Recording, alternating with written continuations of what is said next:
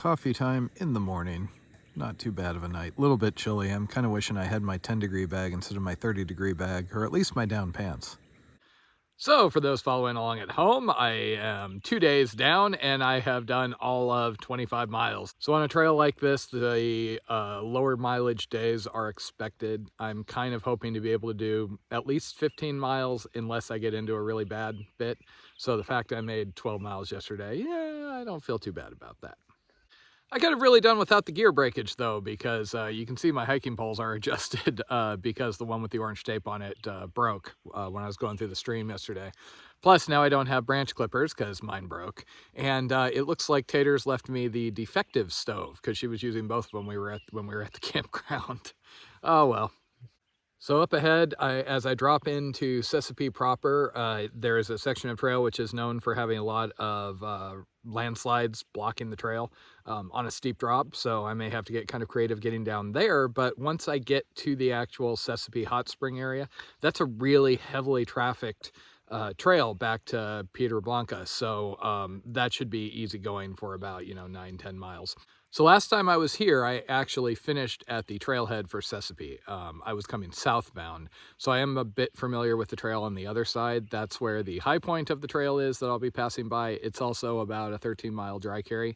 And the descent, which is going to be the climb this time, I remember as being very steep and rather rough with a lot of burned branches and things. So I kind of figure I'll get as close as possible to that climb today and then aim to just knock that out tomorrow and get to my food resupply tomorrow night or early the next day. And once again, look what's waiting for me on my pants in the morning.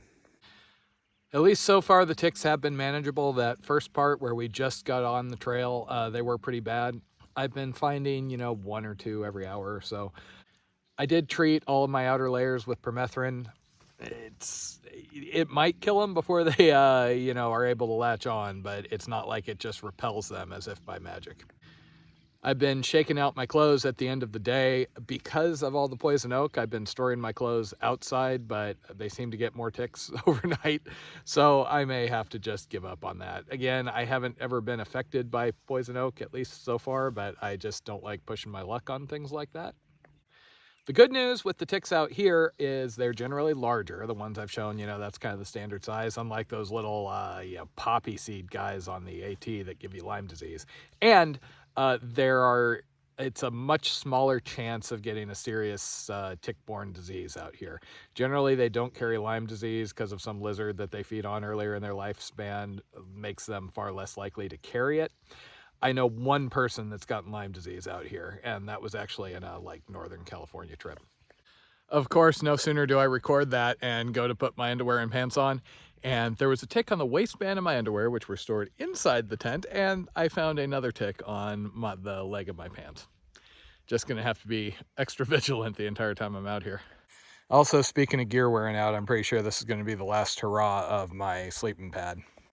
People say they don't understand how I can sleep on this, and hey, believe me, I get it. Years ago, I slept on a foam pad, and it was great, but I ended up getting older, and then all of a sudden I had to switch to air mattresses because I was just getting sore every night.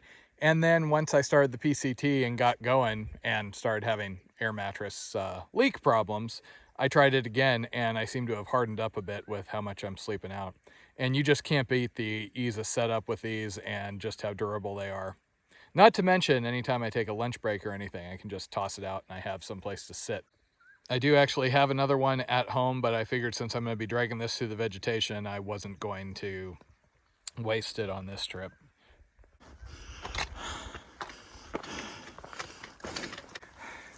See, I love trails like this. The trail maintainers managing these are really, just fighting a war to keep it passable. And there's just so much heart put into it. Versus the AT, yes, so much heart put into it, but it's mostly dealing with all the impact from so many crowds. Trash, poop, etc., etc. And hats off to the Florida Trail Association, because those guys know how to wage war when it comes to keeping a trail passable. I'm not sure if it comes through on the video, but there's just a cloud of these little gnats following me around today. Okay, and I'm going to be going downhill for a bit. Sesame and Hot Springs is off there in the distance. So yeah, when they say this section's prone to landslides, there you go. But it's okay. I mean, you'd land in a bush down there somewhere. And welcome to the Sespe area proper.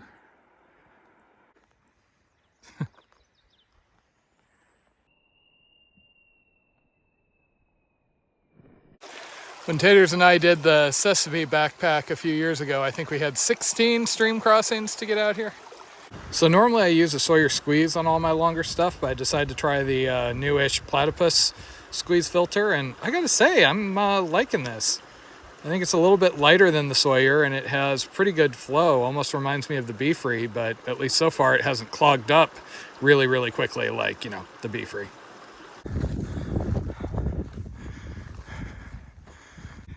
Sesame Hot Springs is about 1.5 miles up that canyon. It's a really cool hot spring with the water, you know, boiling out of the rock literally, but I don't have the time to spare for 3 miles. Plus, at the moment, I'd be much more likely to jump into, you know, like a cool pool of water versus that. Okay, that made me jump. Once again, you can hear those guys over the headphones quite easy.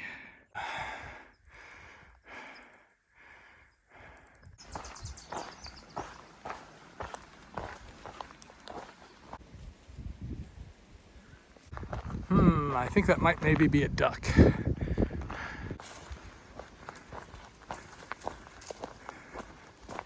So the other hot spring, Willet, is right over there. You can just see the trail leading up. It's back in those trees. It's kind of cool. There's a big like cow trough filled with water, but it's way too hot to go soak today. Nice little spot. Just me and the rattlesnakes. I haven't seen another single person since day one.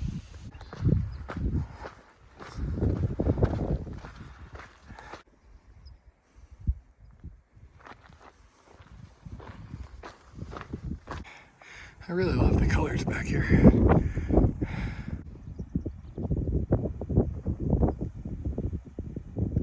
Just ran into a couple that were out here hiking. Did a double take because I haven't seen anybody since day one. So those are actually little pit toilets they built. Toilet with a view. View just happens to be the other campsites.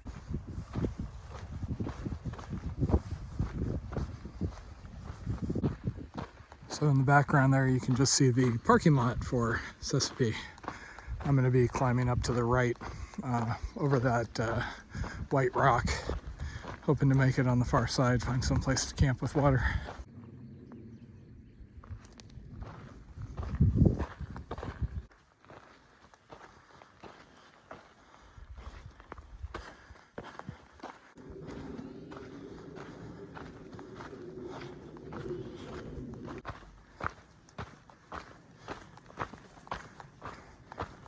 Well, that was fun.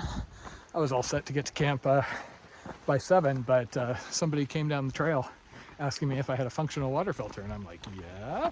Hers had completely stopped up and wasn't working, so I let her use mine because she was carrying dirty water. And then, you know, here's a shock. Ended up talking a whole bunch about hikes and yada yada.